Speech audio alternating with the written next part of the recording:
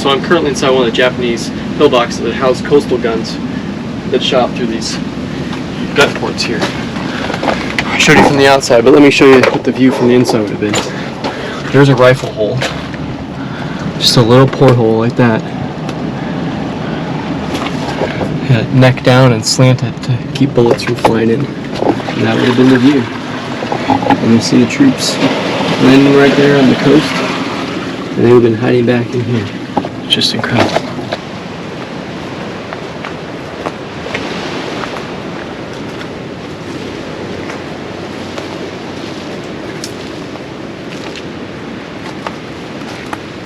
This is one of the pillbox tunnels that the Japanese would have hid in.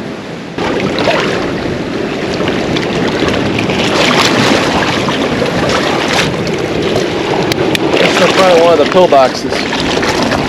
Trying to get around to where the door is, where the gun port is. Whew. Getting a little deep. Alright, so now we have a gun port. That connects back to where we saw on the other side, that little tunnel. And there's you can see how it's angled so they can have a good range. Let's go ahead and throw the light on.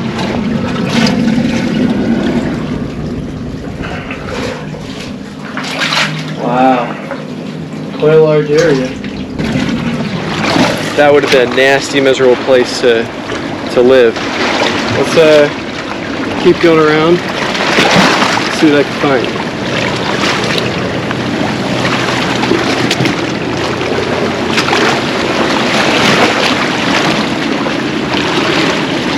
Those are really cool. Not sure what those are, but they're giant coral balls. Thought that was a pillbox at first, but it's just a broken piece of coral.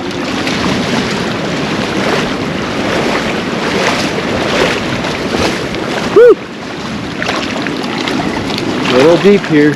I tried to cut up through this jungle, but it's just so thick. I got like 100 thorns in my back, and then I quit.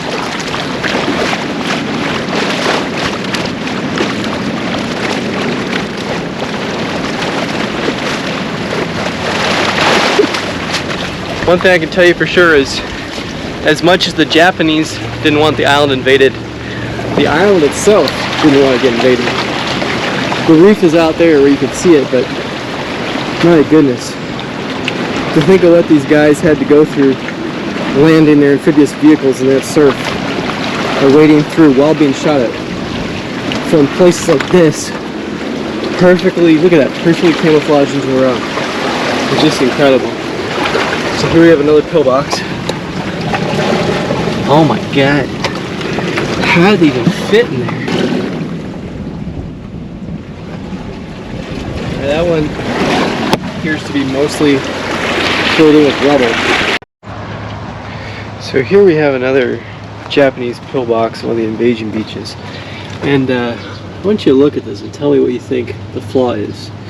So normally a gun slot like this should be angled the other way. It should have the biggest radius in the back so that when you're inside you can maneuver with the smallest hole being in the outside one.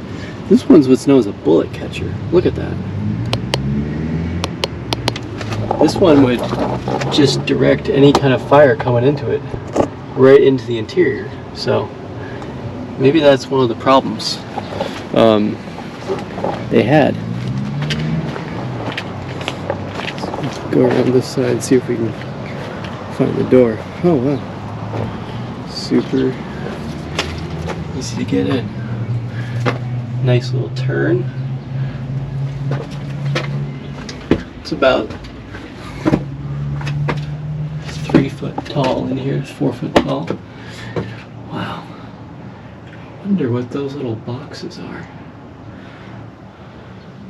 These weird little benches. I wonder if they would lay down on these things.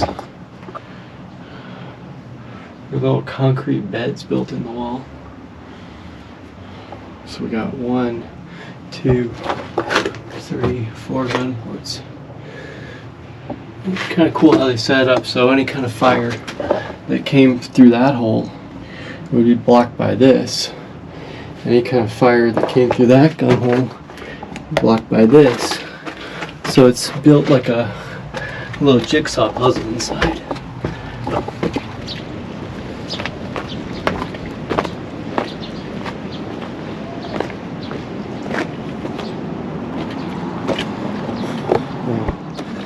So you're looking at about 4 foot of concrete to make one of these bunkers. And this one is a little bit better in that these are not smooth. So any kind of fire, I guess, from the outside would hit these and not maybe directly ricochet in. Still an interesting design to do it with the largest radius on the outside. This is part of the Japanese stronghold that eventually had to be knocked out by tanks from the rear. It was so strong from the ocean side that it was virtually impregnable. They had to send military tanks from the back to actually knock it out eventually.